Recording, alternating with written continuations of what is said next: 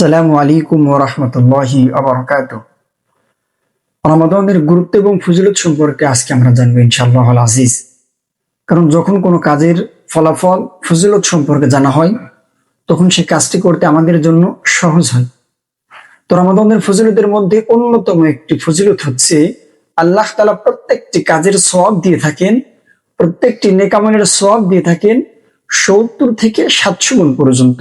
But ইল্লা সাওম, আল্লাহ তাআলা বলেছেন ফাইন্নাহু লি আয়াসাউ ওয়া আনা আজজি বিহি।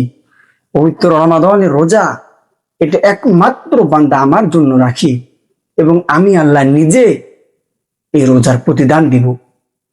অন্য রিওয়ায়াতে এসেছে আমি আল্লাহ নিজে রোজাদারের প্রতিদান স্বরূপ আমি আল্লাহ নিজে হয়ে যাব। সুবহানাল্লাহ।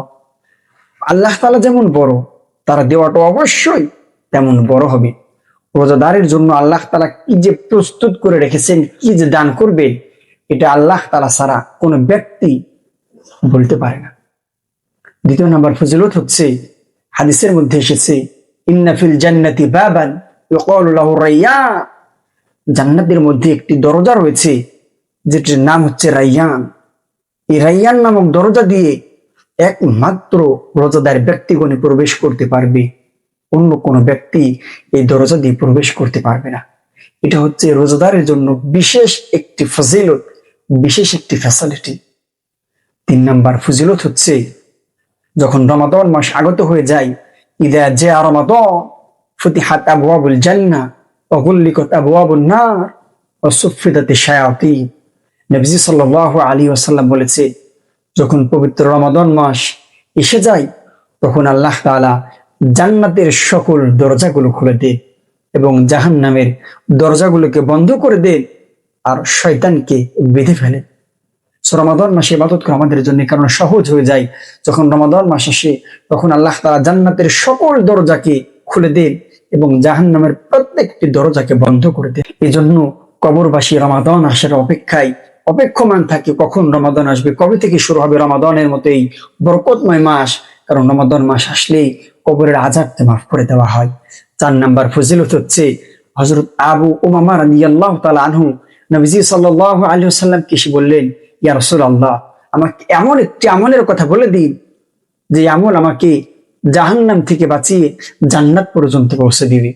নবীজি সাল্লাল্লাহু আলাইহি ওয়াসাল্লাম বললেন, ইয়া আমার সাহাবী উমামা, তুমি রমাদানের রোজা পালন করো এবং অন্যান্য সময় যে রোজাগুলো রয়েছে তুমি এই রোজাগুলোর প্রতি খুব বেশি গুরুত্ব দাও। এই রোজা তোমাকে জাহান্নামের কঠিন শাস্তি থেকে বাঁচিয়ে দেবে। রমাদানের ফজিলতের মধ্যে আরো একটি ফজিলত রয়েছে, কঠিন কিয়ামতের ময়দানে এই রোজা এবং কোরআন কিয়ামতের কঠিন মুহূর্তে আমার আর আপনার জন্য সুপারিশ করে রবের কাছে বলবে, রব, তোমার এই বান্দা আমার জন্য পিপাসার্ত থেকেছে, তৃষ্ণার্ত থেকেছে, রাত জেগে তারাবির সালাত আদায় করেছে। কোরআন সুপারিশ করবে, সে আমাকে রাত্র জেগে জেগে শ্রবণ করেছে। রোজা বলবে, সে ক্ষুধার্ত থেকেছে, পিপাসার্ত থেকেছে, কিন্তু খাবার গ্রহণ করে নাই। আল্লাহ, তুমি এই বান্দাকে জাহান্নামে নয় জান্নাতে দিয়ে দাও। আল্লাহ তাআলা তাদের এই সুপারিশকে কবুল করে নেবে।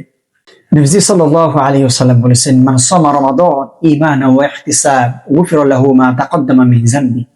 যে ব্যক্তি ঈমান এবং সওয়াবের আশায় রমাদান মাসে রোজা পালন করবে, আল্লাহ তাআলা তার পূর্বের জীবনের সকল গুনাহগুলোকে মাফ করে দিবেন। সুবহানাল্লাহ। যদি এরকম ফজিলত থাকে তাহলে রমাদানে অবশ্যই আমরা রোজা রাখবো। এর এই ফজিলত গুলোর কথা আল্লাহ এবং রাসূল স্বয়ং বর্ণনা করেছেন। সো আমরা কোনো কারণে যেন আমাদের থেকে একটি রোজাও ছুটে না যায়, এদিকে আমরা অবশ্যই লক্ষ্য রাখবো। আল্লাহ তাআলা আমাদেরকে রমাদানের প্রতিটি রোজাকে তার হক আদায় করে রাখার তৌফিক দান করুন। আসসালামু আলাইকুম ওয়া রাহমাতুল্লাহ।